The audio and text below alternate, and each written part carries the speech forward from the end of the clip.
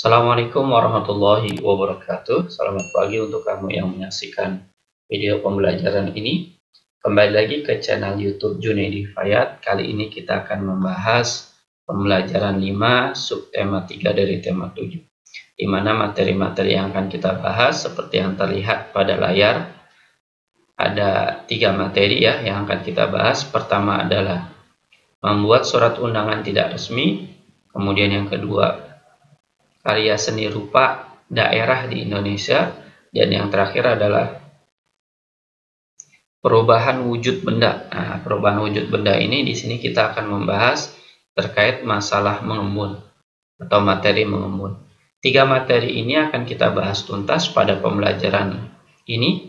Oleh karenanya untuk kamu yang menyaksikan video ini, cermati dan simak video pembelajaran ini dengan baik agar kamu mudah dan memahami materi-materi ketiga materi tersebut dengan baik. Yuk sama-sama kita bahas ketiga materi tersebut dengan tuntas.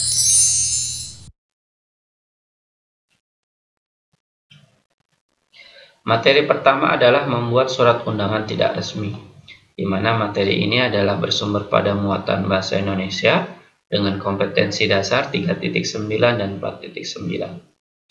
Surat undangan tidak resmi adalah surat undangan yang mengatasnamakan perseorangan untuk kepentingan perorangan. Jadi kepentingan perorangan itu maksudnya adalah kepentingan sendiri, tidak kepentingan instansi, lembaga, atau kelompok. Namanya surat undangan tidak resmi.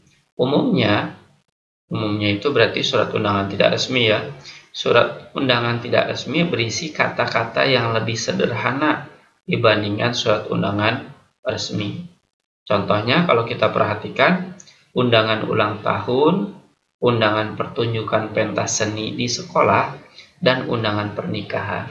3 hal ini, 3 contoh ini adalah contoh-contoh dari surat undangan tidak resmi yang biasa kita terima, kita baca, kita saksikan, kita lihat di rumah kita. Karena undangan ulang tahun itu ketika ada teman yang ulang tahun, kita kadang-kadang ya dapat walaupun waktu masih kecil. Atau undangan pernikahan nih ketika teman atau tetangga kita yang sudah dewasa dan cukup umur melakukan pernikahan, kita pun dapat membacanya.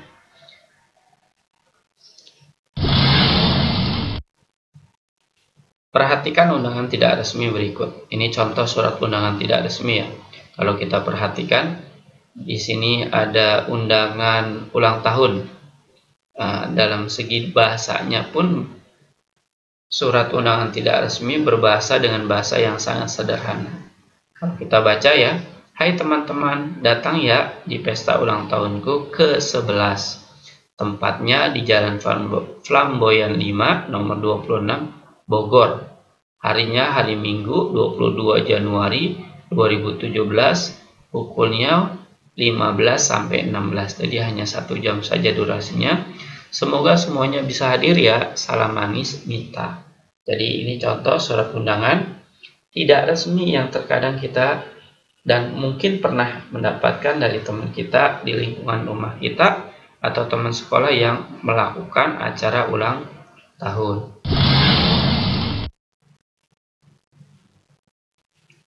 Lanjut ke materi yang kedua. Di sini adalah materinya karya seni rupa daerah di Indonesia. Nah, materi kedua ini adalah materi yang bersumberkan kepada muatan pelajaran SBDP dengan kompetensi dasar 3.4 dan 4.4. Dalam membuat karya, maksud itu karya seni rupa ya, tentu seseorang akan melalui berbagai proses yang panjang. Untuk itu kita wajib mengapresiasi setiap karya seni yang telah dibuat tersebut.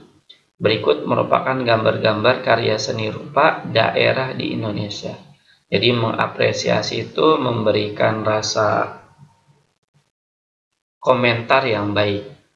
Bisa memberikan tepuk tangan, bisa dalam bentuk ucapan. Itu dalam hal arti dari apresiasi. Contoh-contoh dari gambar-gambar karya seni rupa adalah sebagai berikut.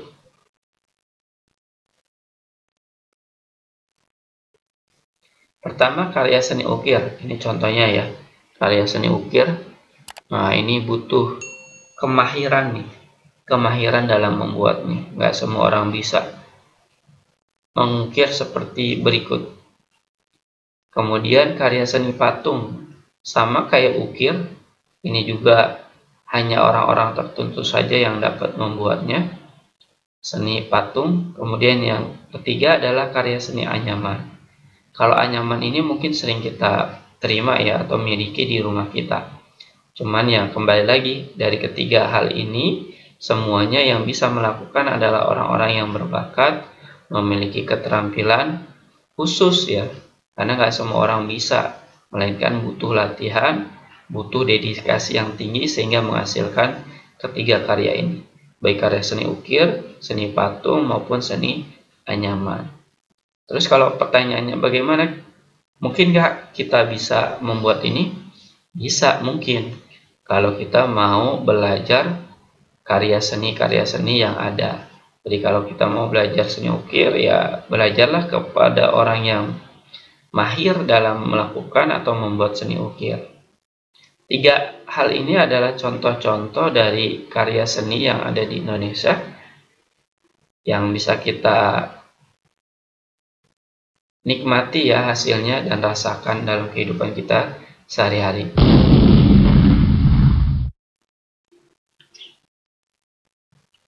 Kita lanjutkan ke materi yang ketiga, materi yang terakhir ya pada pembelajaran 5 ini, yaitu perubahan wujud benda. Nah, perubahan wujud benda ini di sini kita membahas mengembun. Materi ini adalah materi bersumberkan pada muatan pelajaran ilmu pengetahuan alam dengan kompetensi dasar 3.7 dan 4.7. Nah, di sini ada gambar gelas yang berisi air dan es batu.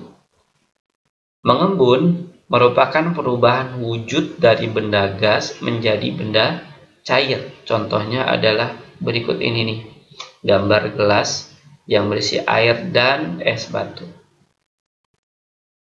Butiran air di permukaan gelas adalah contoh proses mengembun. Jadi kalau kita ngisi air dingin, air kulkas, air dari dalam kulkas, kemudian atau juga air biasa, kemudian kita taruh batu es, nah terjadilah proses yang disebut dengan mengembun.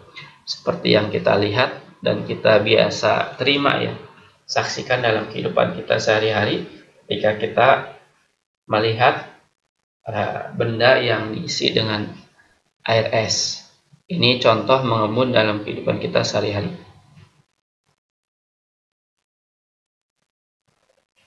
Selain yang tadi yang kita lihat berupa air yang diisi batu es yang ada di gelas, ada pula contoh peristiwa mengembun yang terjadi pada kehidupan kita sehari-hari. Contohnya adalah titik-titik embun di daunan di pagi hari. Kemudian titik-titik air pada panci saat memasak air. Nah, kalau embun di pagi hari itu di daunan ya. Nah, kalau titik-titik air pada panci itu berarti pada saat kita memasak, nah ada titik-titik airnya tuh. Kemudian 3, berubahnya awan menjadi titik-titik air hujan. Nah, itu juga proses yang disebut dengan mengembun.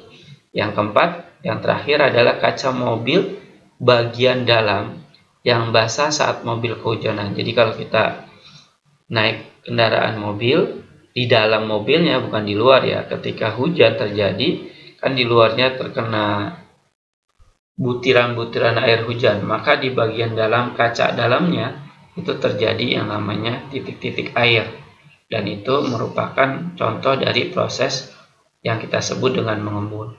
4 hal ini adalah 4 kejadian yang sering kita alami ya, kita bisa saksikan dalam kehidupan kita sehari-hari. Kita lanjutkan.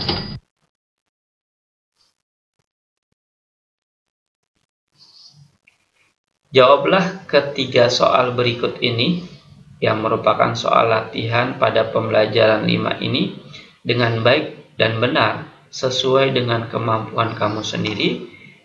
Jika kamu menerima kesulitan dalam menjawab soal latihan ini, silakan kamu menyaksikan kembali video pembelajaran ini dari awal hingga akhir. Maka nanti kamu akan menemukan jawaban-jawaban soal latihan berikut. Jawablah pertanyaan-pertanyaan ini dengan jawaban hasil karya kamu sendiri tanpa harus meminta atau menerima bantuan dari orang lain. Saya doakan semoga kamu bisa dalam mengerjakan soal-soal latihan berikut dengan baik dan benar. Demikianlah pembahasan pembelajaran 5 subtema 3 dari tema 7 yang dapat saya berikan. Semoga pembelajaran ini dapat bermanfaat dan menambah wawasan kamu. Terima kasih telah menyaksikan video pembelajaran saya. Wassalamualaikum warahmatullahi wabarakatuh.